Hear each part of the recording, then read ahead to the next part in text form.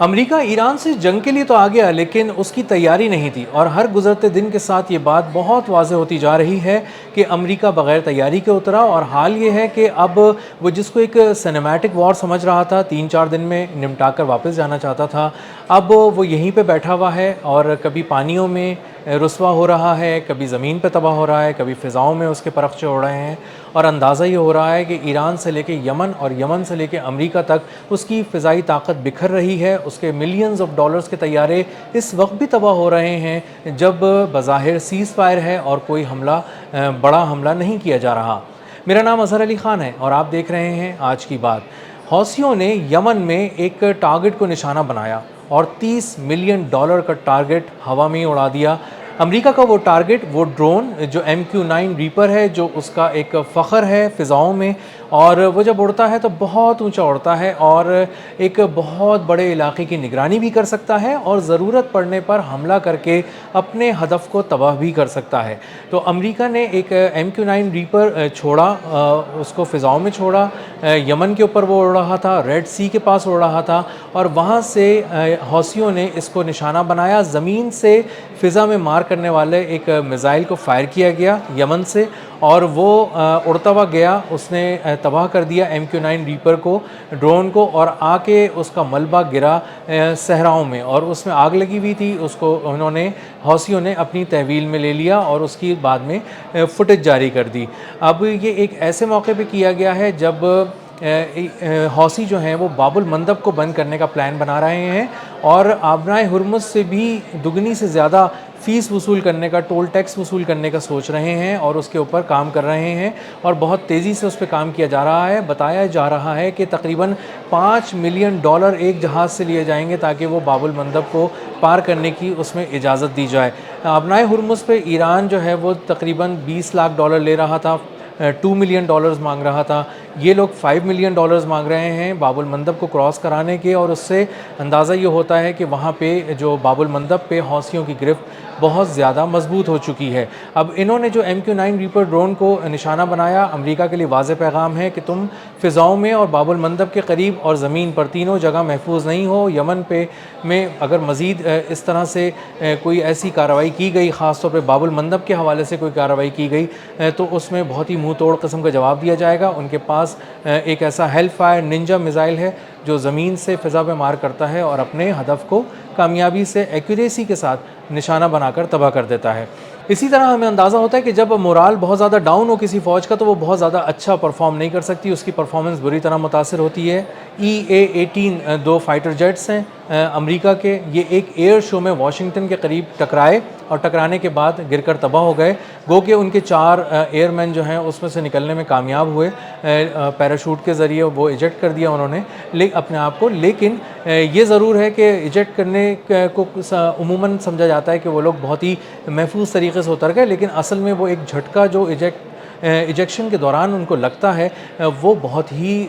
کاری قسم کا بھی ثابت ہوتا ہے، اور بعض دفعہ بہت سے اس میں ایئر مین جو ہوتے ہیں وہ بہت عرصے کے لیے یا تو پیرالائز ہو جاتے ہیں، یا بہت عرصے کے لیے وہ سروس میں اس قابل نہیں رہتے کہ وہ دوبارہ سے جہاز کو اڑا سکیں۔ تو یہ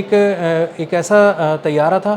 جو $70 ملین کا طیارہ تھا، اور دو $70 ملین یعنی $140 ملین کے دو طیارے ایک مذاق میں، ایک ایئر شو کے دوران، ایک مظاہرے کے دوران، ایک کرتب دکھاتے ہوئے ٹکرائے اور گر کر تباہ ہو گئے۔ یہ پہلا یا دوسرا واقعہ نہیں ہے، یہ ایک واقعات کا تسلسل ہے جو پچھلے 3 ماہ کے دوران خاص طور پر ہم مشرق وسطیٰ سے لے کر امریکہ تک دیکھ رہے ہیں۔ ہم اس MQ-4C ٹرائٹون کا بھی ذکر کریں گے جو تقریباً $240 ملین کا ایک ڈرون تھا، اور وہ اڑ رہا تھا 52,000 فٹ کی بلندی پر، اور ایران کے اوپر، اسٹریٹ آف ہارمز کے اوپر اڑ رہا تھا، اور اس کی خاص بات یہ تھی کہ یہ پورے سمندروں کو اپنی آنکھوں سے دیکھ رہا ہوتا تھا۔ اس کی آنکھوں کی جو وسعت تھی، گہرائی تھی، اور جو دیکھنے کی صلاحیت تھی وہ اوشنز کو تھی، وہ پورے اوشنز کو دیکھ رہا ہوتا ہے۔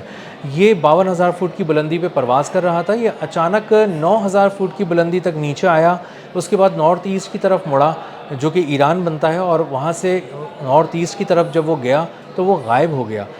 گو کہ ایران نے ابھی تک اس کے بارے میں کوئی ایسی حتمی طور پہ نہیں کہا کہ انہوں نے اس کو ہائی جیک کر لیا یا کسی ٹیکنالوجی کے وار سے اس کو اپنے پاس بلا لیا، لیکن امریکہ کے 2 ہیلی کاپٹرز اس کو کھوج لگاتے رہے، 5th فلیٹ اس کو ڈھونڈتا رہا لیکن یہ نہیں ملا۔ اسی طرح KC-135 ابھی بہت ہی ریسنٹ بات ہے، یہ 2-4 دن پہلے کی بات ہے۔ KC-135 جو ان کا ریفیولنگ ٹینکر ہے جو چلتا پھرتا اڑتا بلکہ ایک فیول سٹیشن سمجھا جاتا ہے امریکہ کا، وہ KC-135 ملینز آف ڈالرز کا طیارہ غائب ہو گیا۔ 7700 کا اس نے ایرر دیا، یعنی کمیونیکیشن اس کی جیم ہو گئی تھی۔ اسٹریٹ آف ہارموز کے اوپر ہی اڑ رہا تھا یہ بھی اتفاقی طور پہ، اور وہاں سے یہ ایسا غائب ہوا کہ اس کے بعد اس کا کچھ پتہ نہیں چل سکا کہ کہاں چلا گیا۔ اسی طرح پرنس سلطان ایئر بیس پہ جو سعودی عرب کی کچھ عرصے پہلے ان کا ایک طیارہ کھڑا تھا،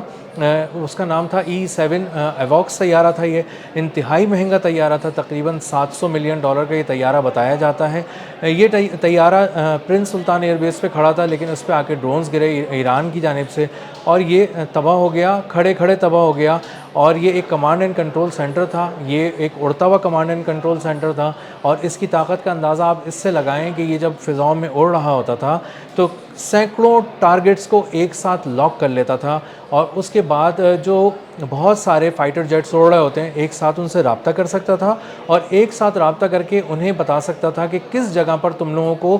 کس جو ٹارگٹ لاک ہوا ہوا ہے تمہیں اس پہ کس طرح پریسیجن کے ساتھ وار کرنا ہے اور ایکوریسی کے ساتھ اس کو تباہ کر دینا ہے۔ تو یہ ایک